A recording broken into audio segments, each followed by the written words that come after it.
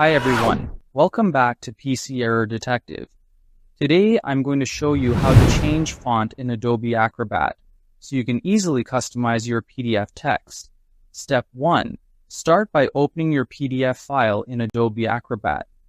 This is important because you need to have the document ready in the program to make any changes. Make sure you're opening the correct file you want to edit. Step 2. Click on Edit PDF in the left-hand toolbar. This feature allows you to modify text, images, and other elements in your PDF, so enabling it is essential before changing fonts. Step 3. Select the text you want to change by highlighting it with your cursor. Highlighting the text ensures that only the specific words or sentences you want will be affected by the font change. Step 4. In the toolbar that appears, choose your desired font from the Font drop-down menu.